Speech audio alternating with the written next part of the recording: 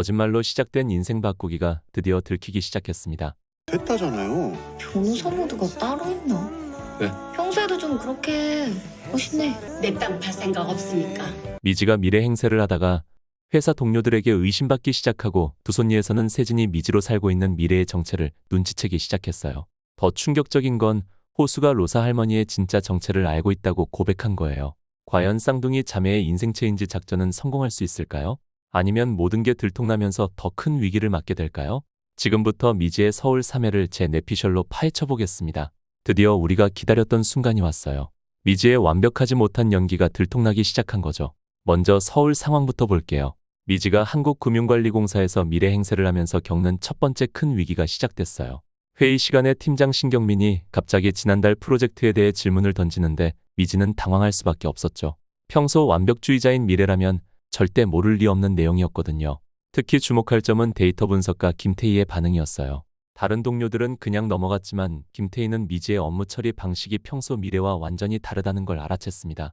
김태희가 조용히 미래 선임, 요즘 뭔가 달라 보이시는데 라고 말하는 장면에서 정말 소름이 돋았어요. 더 큰 문제는 미지가 컴퓨터 업무에 익숙하지 않다는 거였어요. 엑셀 함수도 제대로 못 쓰고 회사 시스템 사용법도 헤매는 모습을 보인 거죠. 동료 안미정이 미래야, 너 정말 괜찮아? 왜 이렇게 기초적인 것도 모르는 것 같냐? 고 물어볼 때 미지의 당황한 표정이란 박보영 배우의 연기가 정말 리얼했어요. 한편 두손리에서는 또 다른 위기가 시작됐습니다. 세진이 점점 미지로 살고 있는 미래의 정체를 의심하기 시작한 거예요. 미래가 농장 일을 할 때 보이는 섬세함, 그리고 가끔씩 튀어나오는 고급 어휘들이 세진의 눈에 걸린 거죠. 세진이, 미지씨, 정말 고등학교만 졸업하셨다고 했죠? 라고 물어볼 때 미래가 순간적으로 네, 그런데 책 읽는 걸 좋아해서 라고 대답하는 장면이 있었는데요. 세진의 의심스러운 눈빛이 정말 인상적이었어요. 더욱이 미래가 딸기를 포장할 때 보인 완벽주의적 성향도 세진의 의심을 키웠습니다. 일반적인 일용직 근로자라면 그렇게까지 완벽하게 정렬해서 포장하지 않거든요.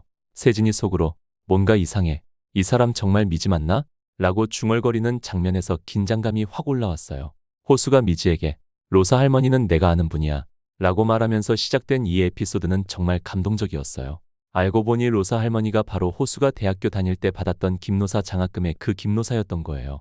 호수가 과거를 회상하는 장면에서 교통사고 후 경제적으로 어려웠던 시절 로사 할머니의 장학금 덕분에 대학을 다닐 수 있었다는 이야기가 나왔죠.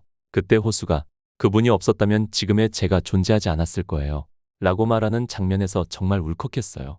더 놀라운 건 로사 할머니가 한국금융관리공사와 대립하는 진짜 이유였어요. 단순히 돈 때문이 아니라 그 자리에 남편과 함께 운영했던 추억의 장소이자 자신이 시를 쓰며 영감을 받았던 소중한 공간이었던 거죠. 로사 할머니가 호수에게 그때 그 어린 학생이 이렇게 훌륭한 변호사가 됐구나 라고 말하면서 눈물을 글썽이는 장면은 정말 감동적이었어요. 호수도 할머니 덕분입니다 라고 깊게 인사하는 모습이 보기 좋았죠. 미지는 이 모든 이야기를 들으면서 호수에 대해 다시 생각하게 됐어요. 이렇게 은혜를 아는 따뜻한 사람이었다는 걸 새삼 깨달은 거죠. 특히 호수가 할머니를 설득해드릴게요. 제가 나서면 할머니도 마음을 여실 거예요. 라고 말할 때 미지의 눈빛이 확실히 달라졌어요. 박보영의 미묘한 표정 연기가 정말 인상적이었습니다. 로사 할머니와 호수 그리고 미지가 함께 식당에서 이야기하는 장면도 좋았어요. 할머니가 직접 끓여준 당내장탕을 먹으면서 서로의 마음을 나누는 모습이 정말 따뜻했죠. 하지만 여기서 중요한 건 미지가 점점 자신의 정체성에 대해 혼란을 느끼기 시작했다는 거예요. 호수 앞에서 미래인 척하면서도 자신의 진짜 감정이 자꾸 튀어나오려 하거든요. 이래도 되는 건가? 호수에게 거짓말을 하고 있는 내가 라는 내적 갈등이 정말 리얼했어요.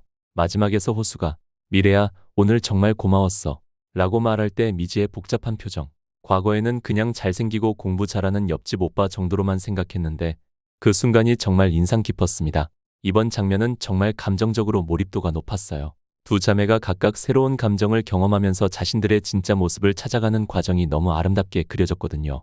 먼저 두손리에서 미래의 변화부터 볼게요. 평생 완벽주의자로 살아왔던 미래가 농장에서 일하면서 완전히 새로운 자신을 발견하고 있어요. 딸기를 따다가 손을 베었을 때 과거의 미래라면 당황하고 깔끔하게 처리하려 했겠지만 지금은 그냥 웃으면서 괜찮다 고 말하는 거예요. 세진이 다쳤는데 괜찮다고 하면 어떡해요? 라며 밴드를 붙여주는 장면이 정말 달콤했어요. 미래가 세진의 따뜻한 손길에 순간 얼굴이 빨개지는 모습을 보니까 아, 이 사람이 진짜로 마음이 움직이고 있구나 싶었죠. 더 인상적인 건 미래가 밤하늘을 보면서 이렇게 별이 많은 줄 몰랐어요 라고 말하는 장면이었어요. 세진이 서울에서는 별을 보기 힘들죠? 라고 묻자 미래가 네, 그런데 여기서는 모든 게 다 보여요. 라고 대답하는데 이게 단순히 별 이야기가 아니라 자신의 마음 이야기같이 느껴졌어요. 세진도 미래에게 점점 마음이 기울고 있는 게 눈에 보였어요. 미지 씨와 있으면 마음이 편해져요. 라고 고백하는 장면에서 미래가 깜짝 놀라면서도 기뻐하는 표정이 정말 순수했어요. 한편 서울에서는 미지가 호수와의 시간을 통해 과거의 상처와 마주하고 있었어요. 로사 할머니 문제를 해결하면서 호수와 함께 보낸 시간들이 미지에게는 정말 소중한 추억이 되고 있는 거죠. 특히 호수가 미래야, 너 요즘 왜 이렇게 밝아졌어? 라고 물어볼 때 미지가 순간적으로 그냥 좋은 일이 생겨서요. 라고 대답하는 장면이 있었는데요. 이때 미지의 표정이 정말 행복해 보였어요. 하지만 동시에 미지는 큰 갈등을 겪고 있어요. 호수 앞에서 자신이 미래가 아니라 미지라고 말하고 싶은 충동이 계속 올라오는 거죠. 호수야, 사실 나는 이라고 말하려다가 참는 장면이 몇 번 나왔는데 볼 때마다 마음이 아팠어요. 미지가 혼자 있을 때 거울을 보면서 내가 누구지? 미지야, 미래야? 라고 자문하는 장면도 인상적이었어요. 정체성의 혼란을 겪으면서도 동시에 지금의 자신이 과거보다 더 생생하게 살고 있다는 걸 느끼고 있는 거죠. 클라이맥스는 미지가 호수에게 고마워요, 정말로 라고 말하는 장면이었어요. 호수가 뭐가? 라고 묻자 미지가 그냥 모든 게 라고 대답하는데 그 순간 두 사람 사이의 감정이 확실히 달라진 게 느껴졌어요. 거짓말로 시작된 인생 체인지가 드디어 한계에 부딪히기 시작했어요. 가장 충격적인 장면은 할머니 월순과의 영상통화였어요. 미지가 서울에서 할머니에게 안부 인사를 하는데 할머니가 뭔가 이상함을 눈치채기 시작한 거예요. 미지야, 너 목소리가 좀 이상하다 라고 말씀하시는 순간 정말 심장이 떨어지는 줄 알았어요. 더 위험한 건 할머니가 너 지금 어디 있냐? 뒤에 보이는 게 우리 집이 아닌 것 같은데? 라고 물어보신 거예요. 미지가 급하게 잠깐 나와 있어요. 라고 둘러댔지만 할머니의 의심스러운 눈빛은 계속됐죠. 할머니가 전화를 끊은 후 혼자 중얼거리는 장면이 정말 소름 돋았어요. 우리 미지가 뭔가 다르다. 분명히 뭔가 숨기고 있어.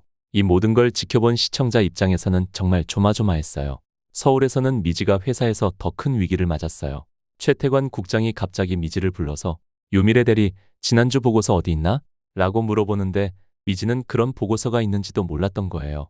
더 당황스러운 건 동료들이 계속해서 미지의 변화를 눈치채고 있다는 거였어요. 특히 김태희가 미래 선임 정말 이상해요. 코딩 스타일도 완전히 바뀌었고 업무 처리 방식도 달라졌어요. 라고 다른 동료에게 말하는 장면이 나왔는데 이때 정말 위기감이 팍 올라왔어요. 두손리에서도 상황은 마찬가지였어요. 세진이 드디어 직접적으로 의심을 표현하기 시작한 거죠. 미지 씨, 정말 솔직하게 말해주세요. 당신 정말 누구세요? 라고 물어볼 때 미래가 완전히 당황하는 모습이 안타까웠어요. 세진이 처음 만났을 때부터 뭔가 이상했어요. 일용직이라고 하기에는 너무 세련됐고 말투도 교육받은 사람 같았어요. 라고 말하는 장면에서 미래가 할 말을 잃어버리는 게 보였죠. 더욱 결정적인 건 세진이 미래의 가방에서 떨어진 명함을 발견한 거예요. 한국금융관리공사 기획전략팀 유미래라고 적힌 명함을. 세진이 그 명함을 보면서 이게 뭐죠? 라고 물어볼 때의 긴장감이란 미래가 그건 하면서 말을 못 이어가는 장면에서 정말 가슴이 철렁했어요. 세진의 실망한 표정도 너무 안타까웠고요. 마지막 장면은 정말 충격적이었어요. 미지와 미래가 각각 다른 곳에서 동시에 전화를 받는 장면이 나왔는데 서울에서는 호수가 미지에게 내일 시간 있어? 중요한 얘기가 있어. 라고 말하고 두손리에서는 세진이 미래에게 내일 진실을 말해주세요. 더 이상 속을 수 없어요. 라고 말하는 거예요. 두 자매가 각각 핸드폰을 보면서 똑같이 어떡하지?